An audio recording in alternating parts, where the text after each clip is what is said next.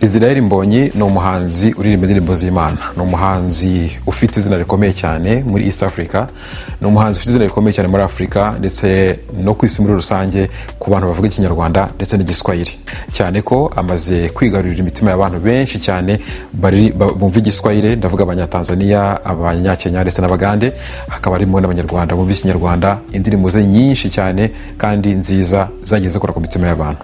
Mu minsi yashize twabagejejeho inkuru y'umwana we, uburyo aherutse kwibaruka umwana w'umukobwa, uburyo aherutse kwibaruka umwana akaba yaramubyaranye n'umwe mu bakobwa bahoze cyangwa se bigeze kwiyamamariza kuba abamisi. Akaba umwana arimo gukura neza rwose, nta kibazo, umwana ameze neza kandi ari gukurana ubwenge n'ubuhanga bwinshi. Tumwifurije kugubwa neza ndetse no gukurana ubwenge n'impano nk'iya se, akazaba umuntu ukomeye mu gihugu cy'u Rwanda ndetse no ku isi muri rusange. Mbonyi rero amaze amezi atagaragara, ubwo aheruka kugaragara ku nshuro aheruka kugaragaraho cyangwa se ubwo aheruka kugaragara kuri social media, yagaragaye apostinga indirimbo ye yararimo akora y'icyongereza. Akaba yarapostinze ku itariki 20 z'ukwezi kwa gatatu. Uhashize hafi amezi agera kuri 2 nta kintu agaragaza kuri social media ze, cyangwa se hafi 2 atagaragara. Mbonyi ari hehe? Mbonyi ari kubarizwa he? Mbonyi byagenze gute? Mbonyi nta konseri, Mbonyi nta ndirimbo, Mbonyi nta social media, Mbonyi ari hehe? Amakuru atugeraho avuga ko Mbonyi mu minsi ishize yahuye n'ikibazo gikomeye cyane cy'uburwayi.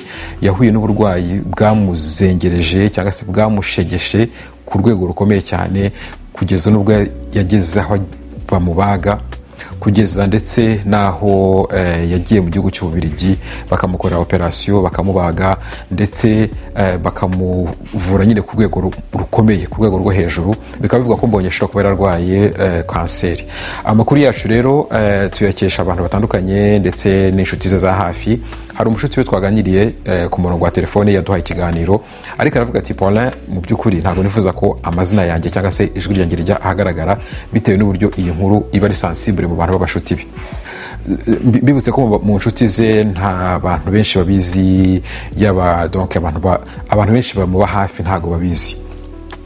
Uyu mushuti we rero twaganiriye yambwiye ati ninaguha n'ikiganiro nitunaganira, nyamuneka umbabarire ijwi ryanjye urihindure. Ubwo rero ngiye kubagezaho ikiganiro uyu mushuti wanjye yampaye, ariko ijwi rigenda rihindura kubera nyine umutekano we n'ubushuti nyine bafitanye, kugira ngo ntabwangiza.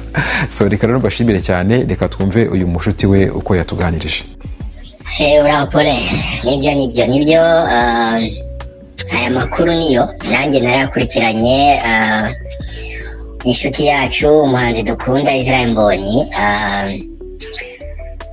amaze igihe atagaragara. Nanjye nk'umuntu w'umunyamakuru nagerageje gushaka uko namenya amakuru, ariko naje kumenya ko impamvu yabuze, yaba ku mbuga nkoranyambaga n'ahandi, Mbonyi amaze igihe arwaye, yarwaye mu buryo budasobanutse kandi yarabimaranye igihe, kuko biravugwa ko ubwo burwayi bwo bushobora kuba bwari bwaratangiye umwaka ushize.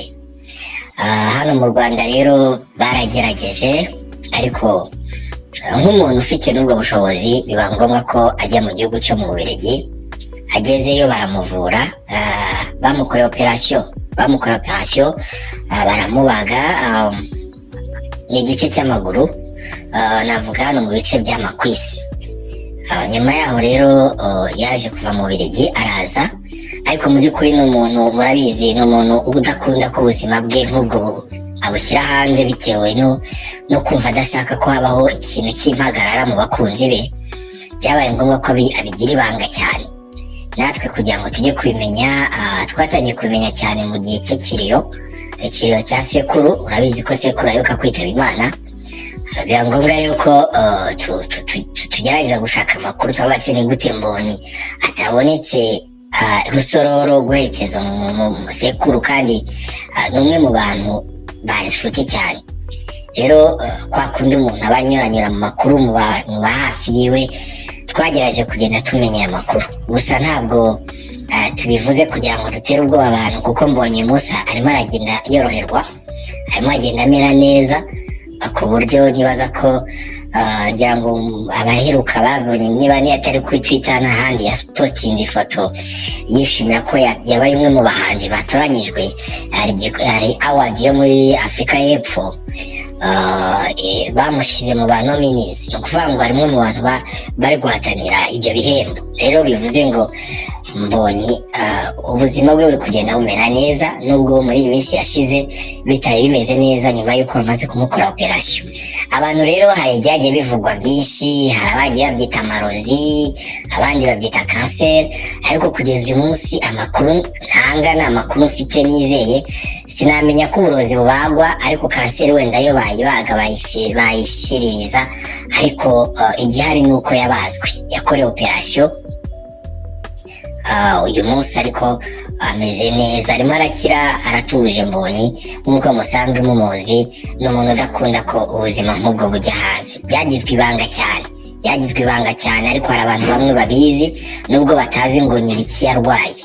Urumva nanjye ndakubwira ngo hari ababyise amarozi, ariko amarozi sinzi niba amarozi yabagirwa mu Bubiligi, hari ababyise ko ari kanseri, nayo sinzi nyine ko ariyo, ariko icyo nzi ni uko yakorewe operation mu Bubiligi. Ndetse rwose Mbonyi mu minsi yashize ntabwo yari ameze neza. Abantu babifatira n'urugero rwa hafi, tumenyere Mbonyi ku mbuga nkoranyambaga aduha amafoto meza n'ibitaramo byinshi, ntabwo yamaraga amezi nkangana gutya ngo utamubona mu makonseri bamutumira hanze. Ariko rwose yahagurutse hano agiye kwivuza, amarayo igihe, arongera aragaruka.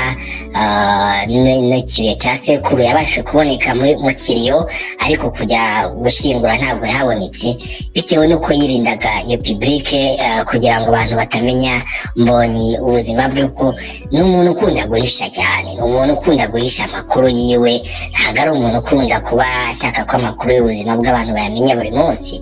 Akeneye ko abaha iby'umuziki gusa mukabimenya, ariko ntabwo akeneye ko mumenya ibindi. Kandi nibyo gusa kubera ko ari icyamamare, nibyo ni icyamamare. Aya makuru nk'aya abantu baba bakwiye kuyamenya, kugira ngo byibuza n'ushobora kumuha pawuro amuhamagara amusure, abimenye ko atameze neza, nubwo wenda ku ruhande rw'aba yumva ko wenda bitari bikwiriye. Rero nicyo nakubwira kuri bino bibazo warumbajije. Kwibagisha mu Bubiligi byarabaye, byo kuvuga ngo kanseri cyangwa se uburozi ntabwo byo najya kubihagararaho, kuko ntabwo mfite proof y'icyo yari arwaye mu by'ukuri, ariko kubagwa byo yarabazwe, ibyo mbifitiye proof. N'abashobora kuba baheruka kumubona vuba, ngewe navuga ko nyine urabibona ko yarananutsemo kubera kutakira vuba ibyayi birimo kumubaho ubwo burwayi. Si umuntu umenyere kurwaragurika, ariko nta igihe uburwayi buza butunguranye. Icyo navuga rero nsoza ni uko twamwifuriza gukira vuba, akagaruka, abantu bagakomeza kumubona abaha ibihimbano by'umwuka wera, abaha indirimbo nziza nk'uko asanzwe abikora. Uze kureba ku mbuga nkoranyambaga ze uraza gusanga ibyo aheruka vuba ni mu kwa gatatu, kandi naho zari indirimbo. Amafoto ngira ngo kuri Instagram ifoto ye aheruka ni mu kwezi kwa gatatu itariki 5, ariko mu by'ukuri usibye kuba yakwikomeza mukabona ashyiraho utuntu, ashobora gushyiraho utuntu, ariko ni umuntu usa nkaho yabanje kugira privacy yiwe bitewe na situation yari arimo y'uburwayi. Ariko Imana ishimwe ko arimo aragenda agarura ubuyanja, arimo aragenda amera neza. Asigaye abamukunda bakomeze kumusengera. Twese hamwe turabizi ko ni umuntu ukomeye udufasha, ni umuntu kandi uduserukira hano muri Afurika y'ibiyaga bigari, cyangwa se Afurika y'Iburasirazuba ndetse no hanze yaho.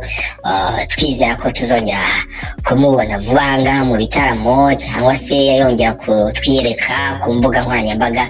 Ariko aya makuru nyahagazeho 100% ko ntabwo yari ameze neza mu minsi yashize, ariko Imana ishimwe ko ari kugenda yoroherwa. So n'ayo makuru naguha urebye ku byo warumbajije, kandi urakoze cyane kuko urimo urakora ibintu abandi banyamakuru bagenzi bawe njya mbona batinya gukoraho, ukabona basa nk'abantu bibanda cyane gukora ibintu biri aho, ariko amakuru aba ni abahanzi bakunzwe bakeneye, abantu bakeneye kumenya ngo ubuzima bwabo buhagaze bute. Hari n'uwashobora kuba yamufasha kumuvura, agakurikirana ikibazo afite, akamuha ubufasha bw'ubuvuzi, ntawamenya. niyo mpamvu biba byiza rero, nubwo tusa nk'aho tuba dukoze ibintu wenda watakifuje kuba twakora, ariko kubivuga ntabwo ari ukumusebya, si ukumwinjira mu buzima, ni ukuvuga amakuru nyine ahari. Kuko nanjye njya kuyashaka nuko nabanje kureba, ndavuga nise uyu muhanzi wacu dukunda ko amaze igihe adashyira hanze indirimbo ze, adashyira hanze twa dufoto twe twiza aba yapostinze, ataganiriza abakunzi kuri Instagram cyangwa kuri Twitter, byaba byaragenze bite?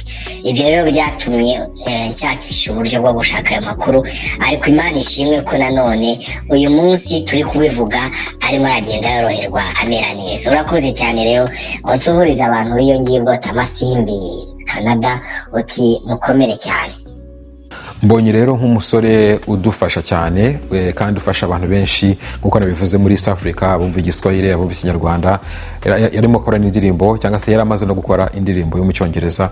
Ndagira ngo tumusengere kuko Mbonye ni umuntu ufite izina rikomeye cyane. Abantu benshi bavuze ko ngo yashobora kuba yararozwe, abandi bavuga ko ibintu bitandukanye, bavuga ko ashobora kuba na kanseri kuko yageze nyine ahantu habi cyane, kuko hari n'abavugaga ko yarashoboraga no gupfa. Yes, inkuru y'urupfu rwa Mbonyi nayo yarashobokaga muri iyi minsi ishize, ariko Imana ishimwe ko yamurinze, Imana ishimwe ko yamukijije, kandi ko ubu ngubu arimo kurikavaringa, arimo koroherwa, arimo gukira.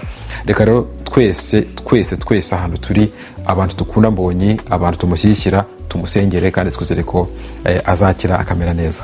Mugire umunsi mwiza, ndabakunda cyane, bye bye.